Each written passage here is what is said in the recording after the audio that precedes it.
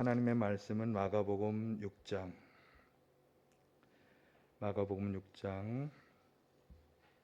1절에서 6절입니다.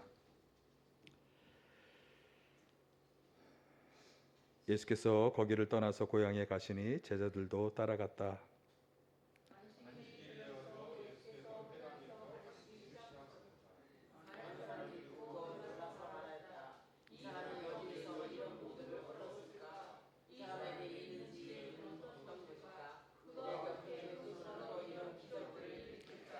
이 사람은 마리아의 아들 목수가 아닌가? 그는 야고보와 요셉과 유다와 시몬의 형이 아닌가? 또 그의 누이들은 모두 우리와 같이 여기에 살고 있지 않은가? 그러면서 그들은 예수를 달갑지 않게 여겼다.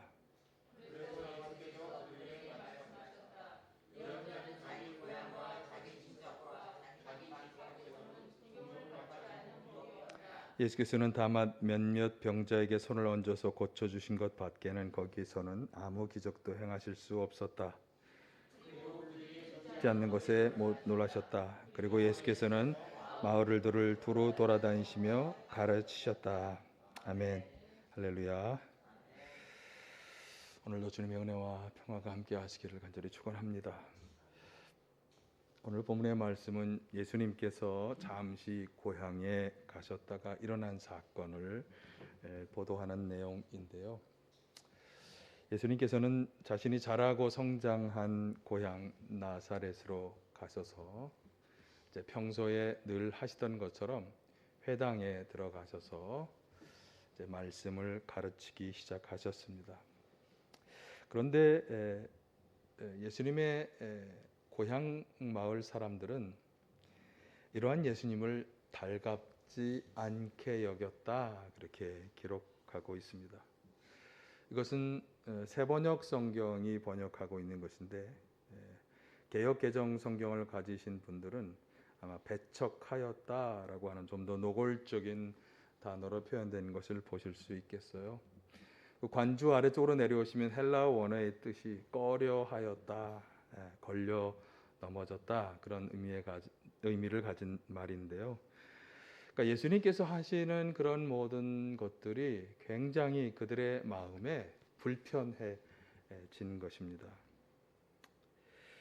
그래서 우리는 그래서 예수님께서도 여기 4절 하반절에서 예언자는 자기 고향과 친척과 자기 집 밖에서는 존경을 받지 않는 법이 없다, 부정에 부정을 써서 말씀하셨는데 자신의 처지, 고향과 친척들에게 인정받지 못하는 그런 처지를 빗대어서 말씀하셨어요. 그래서 이 말씀을 보면서 우리는 말씀 그대로 이 교훈을 그대로 받아들여서 예수님처럼 말씀을 전하는 사역자들은 고향에서는 잘 인정받지 못한다, 이렇게 간단히 교훈을 정리할 수 있습니다. 흔히들 그렇게 하고 넘어갑니다. 그러나 이 이야기에는 더 깊은 영적 교훈이 있습니다. 그러니까 결과적으로 이 고향 사람들 밖에 다른 지역에 있는 사람들은 예수님이 참된 모습을 경험했어요. 예수님의 능력도 경험했어요. 그래서 그들은 새로운 신앙에 이제 속으로 들어갈 수 있는 그런 기회를 가지게 되었지만, 그러나 고향 사람들은 그렇게 될 수 없었어요. 예수님의 참된 모습과 능력을 경험할 수 없었어요. 바로 이것이 우리가 오늘 생각해 보아야 할 점이고요. 그 고향 사람들의 문제는 무엇이며 그럼 이것에서 우리가 받을 수 있는 교훈은 무엇일까? 이것을 함께 생각해 보도록 하겠습니다. 자, 먼저 전체적인 이야기를 잘 짐작하게 해주는 이야기가 1, 2절의 말씀인데, 자, 한번 1, 2절의 말씀을 같이 보실까요? 예수께서 거기를 떠나서 고향에 가시니 제자들도 따라갔다. 안식일이 되어서 예수께서 회당에서 가르치기 시작하셨다. 많은 사람이 듣고 놀라서 말하였다. 이 사람이 어디에서 이런 모든 것을 얻었을까? 이 사람에게 있는 지혜는 어떤 것일까? 그가 어떻게 그 손으로 이런 기적들을 일으킬까? 그러니까 회당에서 말씀을 가르치는 예수님의 모습을 보고 고향 사람들은 아주 깜짝 놀라게 된 거죠. 그들이 보기에 그저 단지 목수의 아들일 뿐인데 어떻게 서기관이나 랍비들이 할 수 있는 그런 가르침을 저렇게 베풀 수 있을까?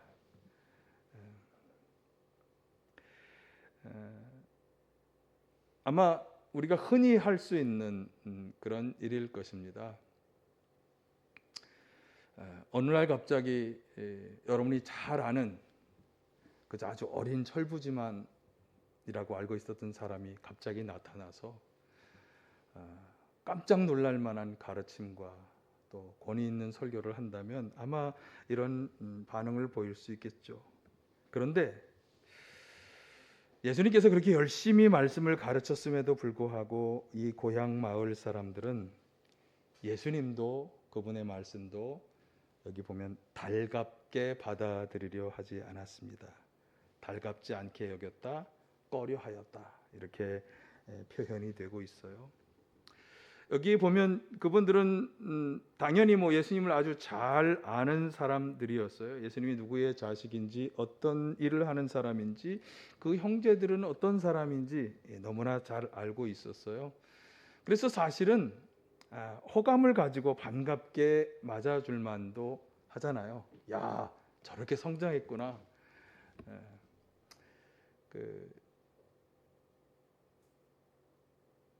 최근에 제가 10년 전에 시작되었던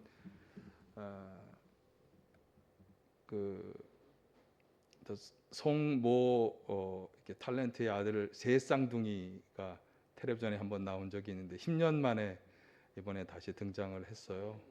네. 네. 아주 폭풍 성장을 한 초등학교 6학년들이 돼서 나왔더라고요. 네.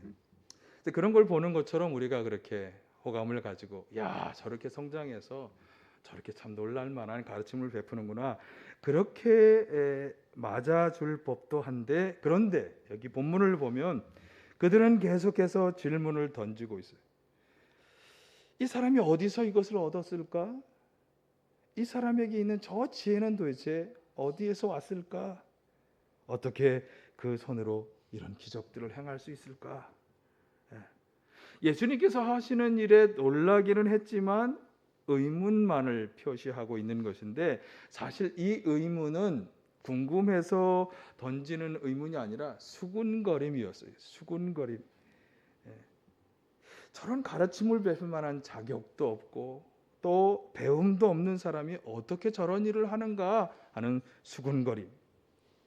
그러니까 서기관이나 랍비들에게서 전문 지식을 전수받은 적도 없어 보이는데 어떻게 목수의 아들일 뿐인 사람이, 그리고 목수 일을 하는 사람이 이렇게 저렇게 할 수 있을까 하는 의문의 수군거림이었어요. 그래서 이제 질문 아닌 질문을 던지는 거죠. 3절 상반절에 이 사람은 마리아의 아들 목수가 아닌가? 사실 예수님의 아버지 이름은 요셉입니다. 그래서 가부장적인 사회에서 아버지의 이름이 먼저 나오는 것이 이제 흔히 하는 일인데, 아버지의 이름이 아니라 어머니의 마리아의 이름이 언급되고 있어요. 아마도 아버지 요셉은 일찍이 세상을 떠난 것으로 보여집니다. 그래서 아버지 요셉의 직업을 이어받은 것으로 생각해서 예수님을 목수로 그렇게 말하고 있는 것이죠. 고대 세계에서 목수는요, 마을의 온갖 허드렛 일을 도맡아 하던 사람이에요. 당시에는 사실 집을 비롯한 모든 기구가 다 나무로 만들어졌기 때문에 집이나 대문이나 가구나 농기구 이런 것을 다 수리하고 수선하는 일을 목수가 다 해야 했어요. 그러니 목수는 온 동네의 하인과도 같은 사람이었어요. 아니, 그런 사람이 어떻게 저렇게 가르칠 수 있는가? 그런 수군거림인 것이죠. 아버지의 뒤를 이어서 목수 일을 해야 하는 아들 예수인데 도대체 지금 저기서 무엇을 하고 있는가? 그런 수군거림이기도 하는 것입니다. 자, 계속해서 질문을 던지죠. 3절 하반절. 그는 야고보와 요셉과 유다와 시몬의 형이 아닌가? 또 그의 누이들은 모두 우리와 같이 여기에 살고 있지 않은가? 자, 이번에는 좀 더 예수님의 부모 형제들의 이름을 불러가면서 아주 잘 아는 그런 사람으로서 수군거리고 있습니다. 혈연관계, 인간관계를 근거로 해서 그 아들, 그 형제인 예수인데 어떻게 저런 가르침을 베풀 수 있을까? 그렇게 수군거린 것입니다. 이 고향 사람들의 태도는 예수님을 너무나 인간적으로 잘 알고 있는 그런 사람들인데도 그들은 질문과 수군거림과 달갑지 않게 여기는 태도를 보여주고 있습니다. 그러니까 잘 안다는 것이 예수님을 받아들이지 못하도록 만들고 있다, 이렇게 말할 수 있겠어요. 예수님을 알고 있다고 하는 그 사실이 오히려 그들을 가로막고 있다. 사실 그들의 눈앞에서 행해지는 예수님의 가르침이 참 놀랍고 권위 있는 것임에 틀림이 없었어요. 왜냐하면 다른 지역 마을 사람들마다 다 그 설교를 듣고 놀랍고 감동 감화받고 회개하는 역사가 일어났기 때문에, 그러니까 그렇게 놀라운 권위 있는 가르침을 가르치고 있는 것임에도 불구하고, 그렇게 가르친다고 하는 그 사실 자체가 참 중요한 의미를 가지고 있는 것임에도 불구하고 그들은 예수님을 받아들이지 않았어요. 왜? 그들이 예수님을 너무나 잘 알고 있다고 하는 사실이 그들에게 편견과 선입견을 가지게 했기 때문이에요. 말씀드린 것처럼 사실은 그 주변에 예수님이 이곳으로 오기까지 다른 지역 사람들은 예수님이 보여주신 그 놀라운 역사들, 그 말씀들로 인해서 그들은 깨닫고 새로운 희망과 소망으로 혹시 저분이 메시아가 아닐까라는 마음을 가질 정도로 새로운 신앙의 열정을 가지게 되었어요.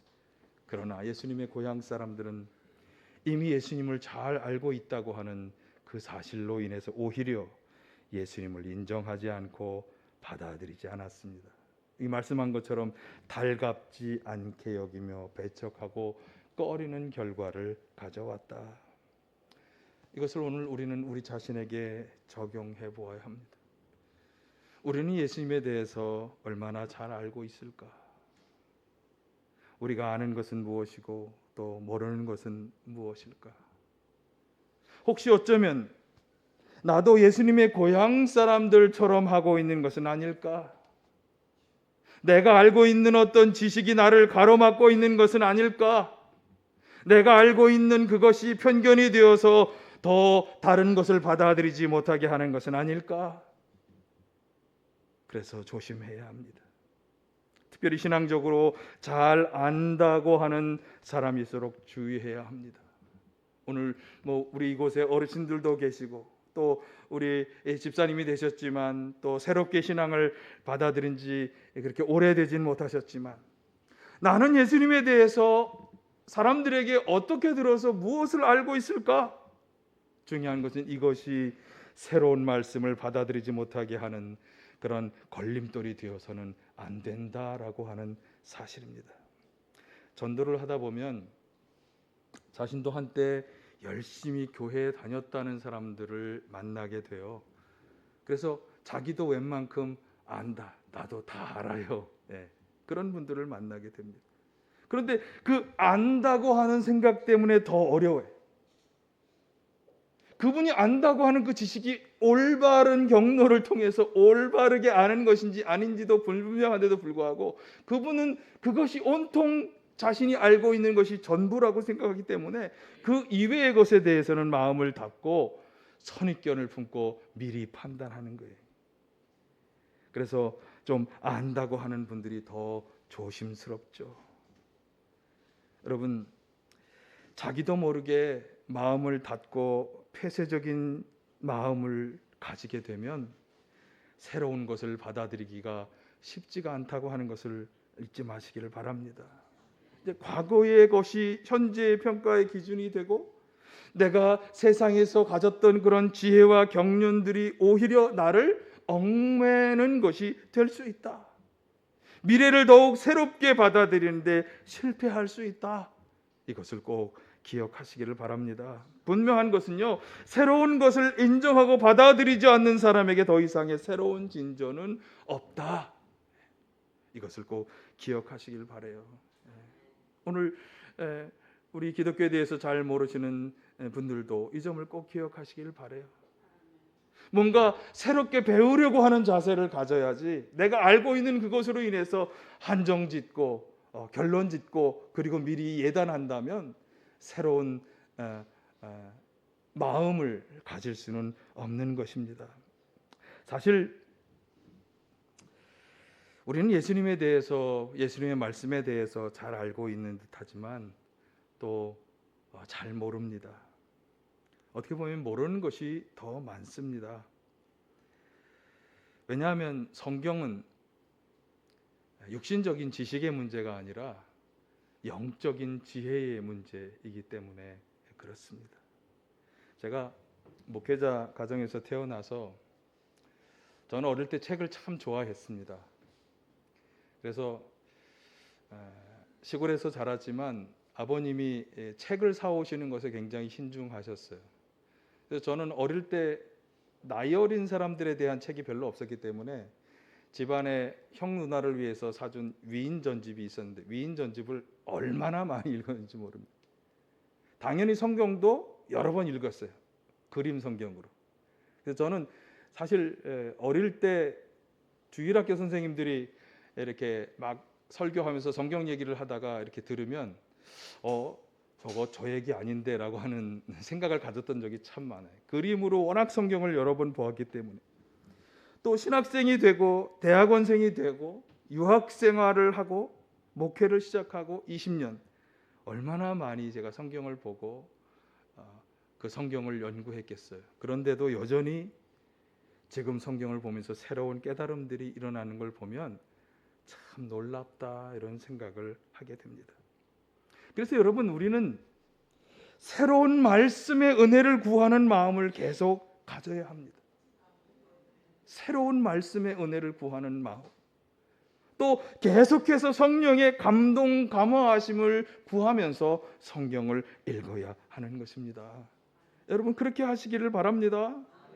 인간적이고 세상적인 판단의 기준, 과거에 가졌던 지식과 환경에서 벗어나시기를 간절히 축원합니다. 거기에서 얽매이면 새로운 미래로 나아가는데 실패할 수 있다. 그것을 지금 예수님의 고향 사람들, 나사렛 사람들이 잘 보여주고 있습니다. 자신을 열고 개방하시기를 간절히 축원합니다.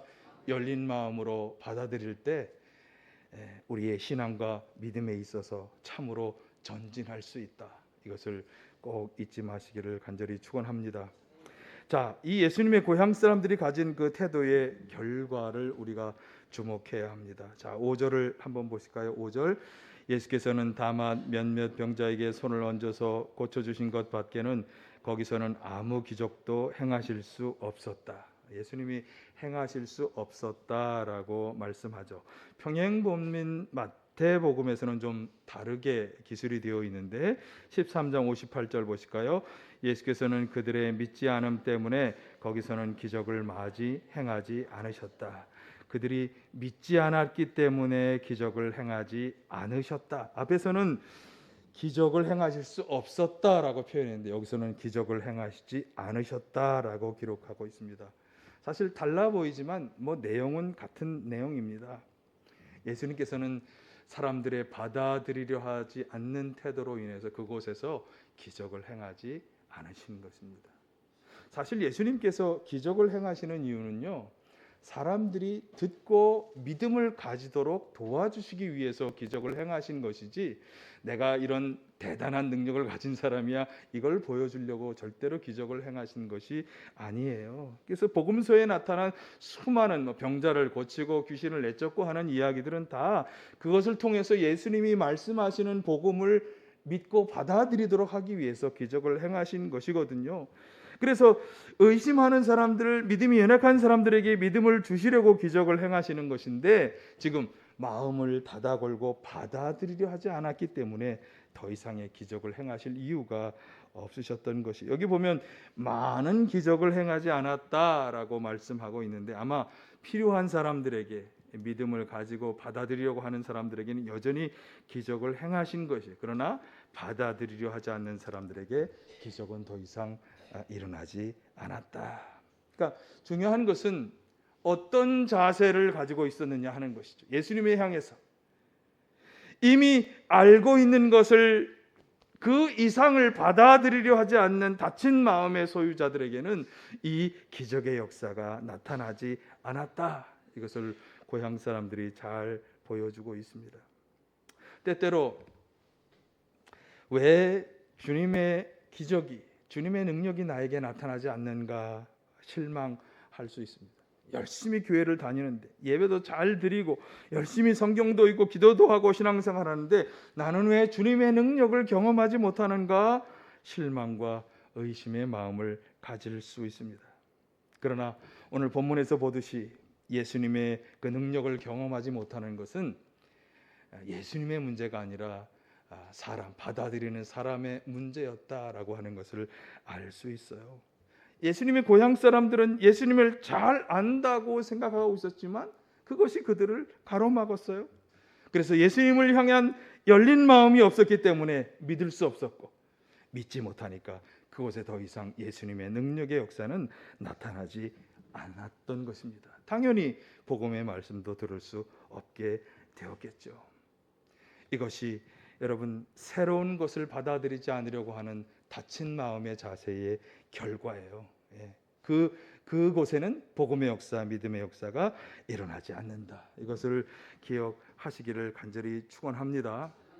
그러니까 그런 어떤 자신을 개방하지 못하고 폐쇄적으로 자신의 기준만, 자기 중심적인 자세만 고집하는 사람에게는 필연적으로 믿음이 약화되는 결과가 온다고 하는 것을 꼭 기억하시기를 바라요. 그리고 사단은 그 틈을 노리는 거예요.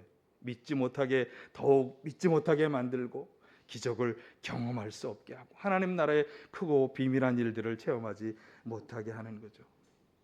그래서 우리는 하나님 앞에 오히려 겸손해야 합니다. 나는 지혜가 없습니다. 나는 어리석은 자입니다. 바울 사도가 하나님께서 어떤 자를 택하여 세우신다라고 말씀하는가 하면 고린도전서 1장 21절을 한번 보실까요? 이 세상은 그 지혜로 하나님을 알지 못하였습니다. 하나님의 지혜가 그렇게 되도록 한 것입니다. 하나님께서는 어리석게 들리는 설교를 통하여 믿는 사람들을 구원하시기를 기뻐하신 것입니다. 고린도전서 1장 27, 28절. 그런데 하나님께서는 지혜 있는 자들을 부끄럽게 하시려고 세상의 어리석은 것들을 택하셨으며 강한 것들을 부끄럽게 하시려고 세상의 약한 것들을 택하셨습니다.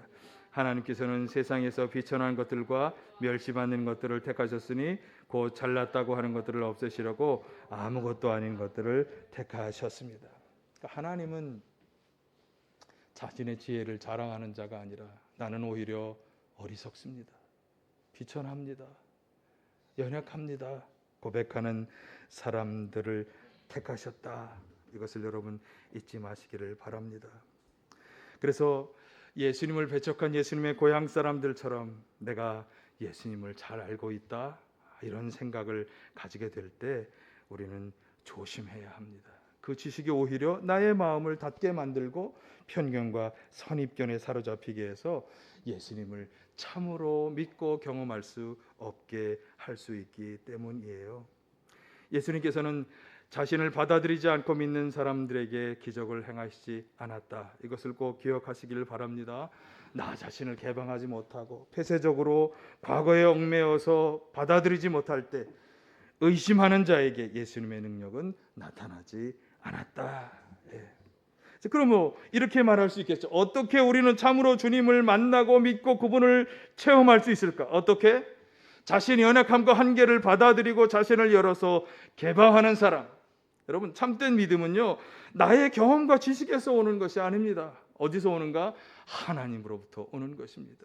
그럼 하나님은 누구에게 그것을 주는가? 하나님에게 자신을 개방하고 열린 마음으로 자신의 부족함을 인정하며 나아가는 사람, 온전한 믿음으로 진보할 수 있고 그런 사람에게 주님의 능력이 나타나는 줄 믿습니다. 지난 몇 주간에 우리에게 주신 말씀도 이 관점에서 좀 정리해 보았어요. 어떤 신앙의 자세를 가진 사람이 주의 능력을 체험할 수 있을까? 지지난주에 인생의 험한 풍파 한번 같이 보실까요? 1번 인생의 험한 풍파를 만나도 두려워하지 않고 의심하지 않는 믿음으로 나아가는 사람. 두 번째, 지난주 하나님 앞에서 자기 죄를 인정하고 회개하며 파수꾼의 간절함과 확신을 가지고 인내하며 기도를 드리는 사람. 세 번째, 자기 연약함과 한계를 인정하고 주님을 향해 자기 마음을 열고 개방하여 온전한 믿음으로 나아가는 사람. 이런 사람에게 주님의 능력이 나타나고 주님의 능력의 역사가 함께할 것입니다. 저는 그 바울 사도가 말씀한 것처럼 어리석게 들리는 설교를 통해서도 하나님은 당신의 말씀을 들려주신다는 말씀이 참 마음에 와 닿습니다. 그러니까 우리가 주님을 향해 어떤 마음을 가지느냐가 그렇게 중요한 것입니다. 마음이 중요한 것이지. 그래서 자기 연약함을 인정하고 마음을 여러분 다 열어서 믿음으로 새로운 말씀을 들으시기를 바랍니다. 살아계시 역사하시는 주님을 만나고 그 능력을 체험하는 이번 여름이 되시기를 간절히 축원합니다.